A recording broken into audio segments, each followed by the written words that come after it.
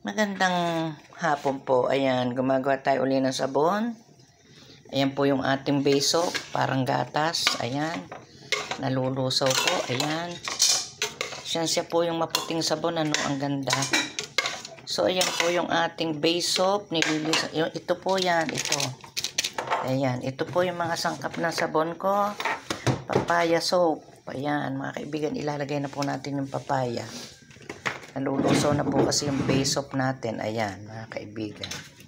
So, mahina lang po yung apoy. At ating, ito po ay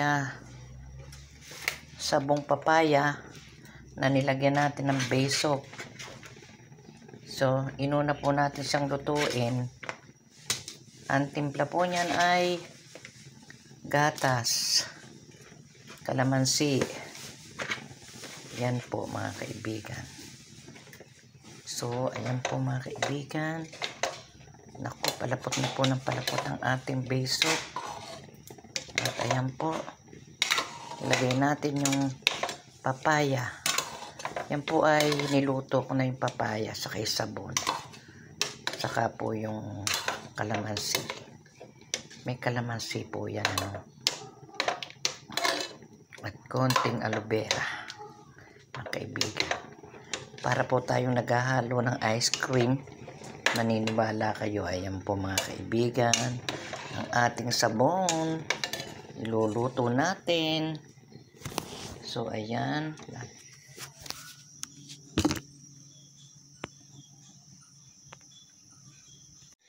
So, mga kaibigan, ayan yung ating papaya soap. Ayan. Mga kaibigan, ang ganda niyan. So, nilagyan po natin siya ng 2 kilong base soap. Yung pong base soap na yun, nagkakahalaga na ng 520. Dinideliver po sa akin. 520 po yung dalawa, no? Tapos po, yung papaya 30. Sa kalahati po yun. Mura lang dito eh. Yung hinog, 20. Yung hilaw, 10, de 30. Saka po yung ating gatas 25, dalawa. So, palagay nyo na lang pong 25 at saka yung gatas natin, 25. At saka po yung papaya na 30. Di po 55. And then, yun pong ating base soap 520. Nagkakapuhunan na po tayo ng 600 dyan sa konti na yan. Maniwala kayo, oh. Kasi po, napakaganda ng sabong ko. Organic. Wala po siyang halong chemical. Alam nyo na, mga kaibigan. So, ayan po ang ating sabon. Likas papaya. Oh, ang ganda-ganda po niyan. So, makikita nyo po ang improvement niyan. Napakaganda. Pag nilagay nyo po sa skin nyo, tsak na po, puti kayo.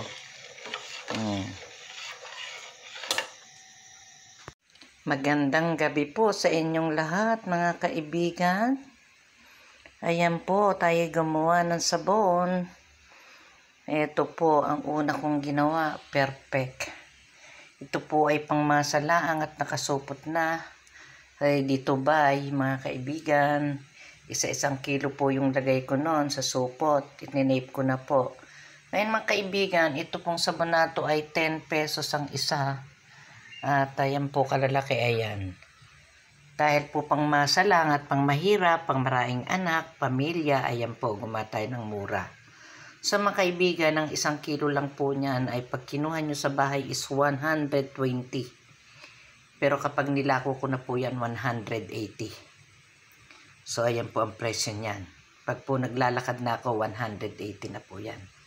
So, mga kaibigan, lumipat po tayo sa special nating sabon. Ito naman yung ngayon ko ginawa. Ito po ay aloe vera. At ito po ay nakakuha ko ng 2 Tupperware saka 1 malaki-laking Tupperware. So, ang inilagay ko pong sangkap dyan ay 2 base soap. 1 clear soap at 1 base soap na maputi. 2 kilo po yun, ha. Ang sangkap po niyan yun, 2 kilong base soap, isang clear, saka isang maputing soap. Tigi 1 kilo po. At ang sangkap po niyan ay 7 aloe berang malalaki. Ginadgad ko po yun. Yung malalaki, yung tangkay. Alisin nyo po yung balat, gadgarin nyo. And then, ilagyan ko po siya ng 20 kalamansi. Yung 20 kalamansi pong malalaki ha, yung malalaki as in.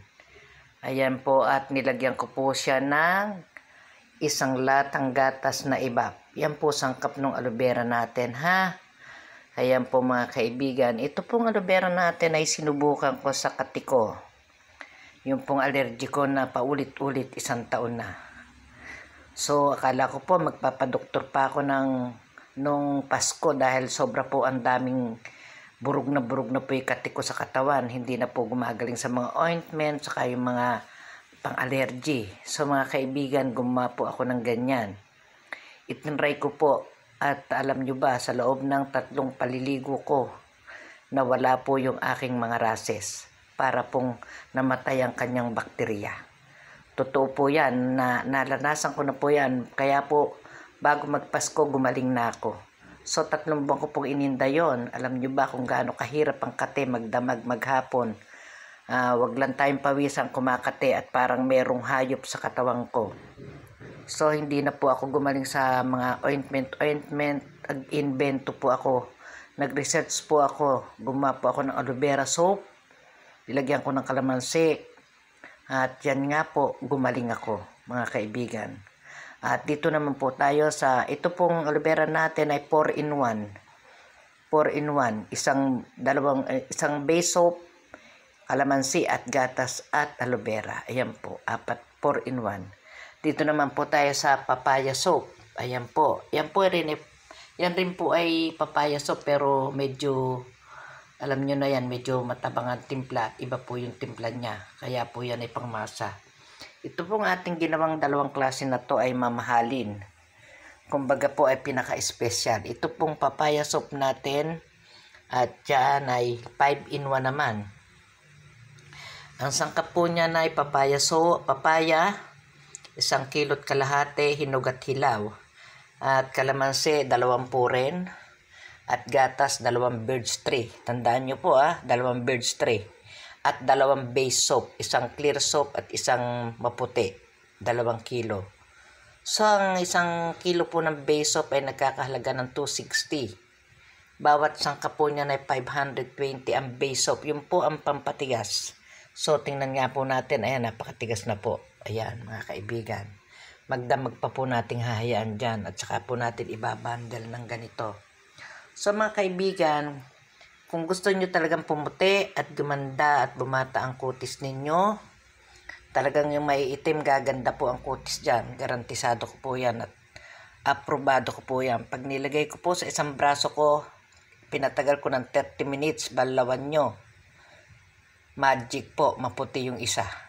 Maniwala kay sakit, ginamit ko na yan. Hindi po ako mapapahiya sa inyo. At isasample ko po sa inyo yan pag deliver ko.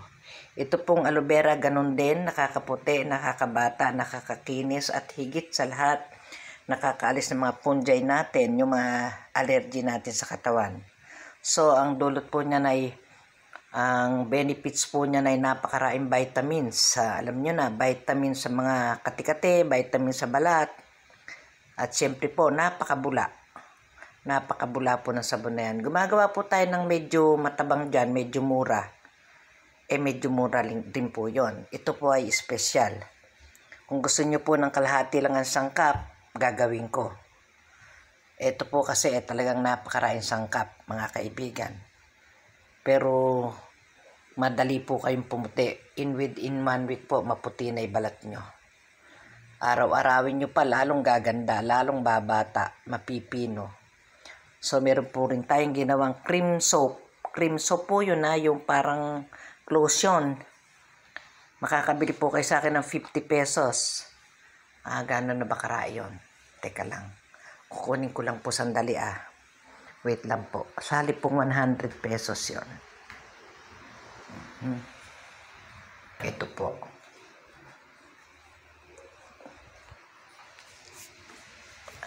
Ay, malulugi po yata tayo. Teka. Ito po, hindi po tayo po pwede ng 50. Ito po yun. Cream soap. Ayan. Ito po yung cream soap na ginagawa ko. Mapakaganda po nito sa mga katawan sa ano. Lalagay nyo po ito sa muka. Kunting-kunti lang po yan ha. Kasi may cream soap nga po yan eh. May aloe vera, kalamansi. Ang timpla po yan may sibuyas. Ito po may timplang sibuyas. Tanawin nyo po yan. May sibuyas po yan. Ang onion po ay nakakaalis ng mancha. Nakakaalis ng mga fungi. May aloe vera po yan. May kalamansi. At syempre may gatas. At syempre po mayroong base soap. Yan po ang cream soap natin. Ito po ang cream soap natin. Ito po yung malambot lang na ihahaplos mo sa mukha. Pero nakakabata po at nakakaputi. Yan po ay napaka-aprobado sa mga may allergy. So ito po ay siguro mga matipid lang pong gamitin yan. Siguro po, hindi po pwede ng 50 yan. Mga 100 po yan. Kasi malaking ml po ito eh. Oh. Malaking ml po ito. Marami po ito. Malulugi tayo sa 50. So ayan po mga kaibigan. 100 pesos.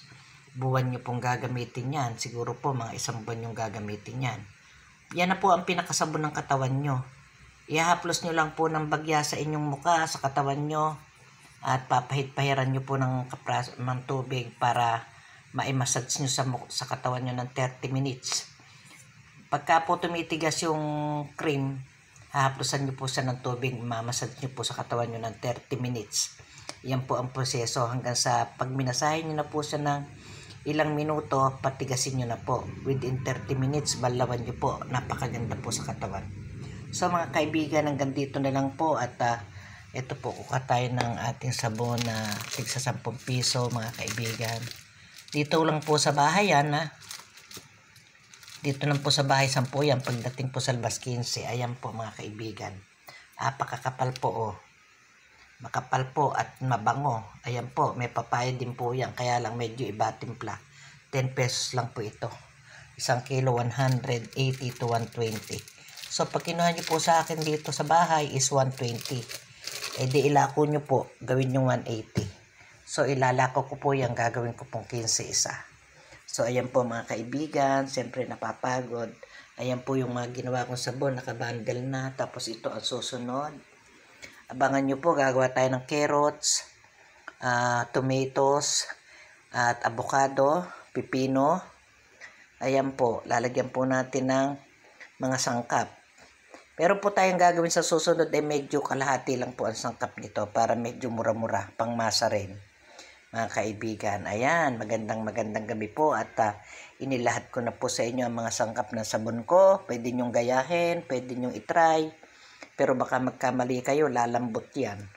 Ito po, matigas na oh. Sa magdamag po, matigas na to oh. Matigas na po eh.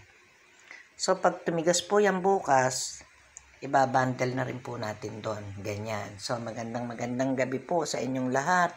At sana may natutunan muli kayo sa inyong Madam Biron. At subukan nyo po itong sabong kong espesyal, organic soap. Napakaganda po sa balat. Hindi ko po kayo binibiro kasi pumuputi po ako. Ayan mga kaibigan, at nawawala po yung mga kati-kati ko. Alam nyo, nakapabwisit po yung kati sa katawan, ano? Magdamag kayong hindi papatulugin. So ako po, press na po yung katawan ko. Wala na pong sugat-sugat. Wala na rin pong mga kati-kati. Malinis na po. So ayan po, ito po yung ating pangmasang sabon. Yung 1 araw po ginawa, 2 araw pong ginagawa 10 kilo. At ito po ngayon ko ginawa, siguro ito ay merong 4 na kilo mga kaibigan. Magandang gabi po at babay na po.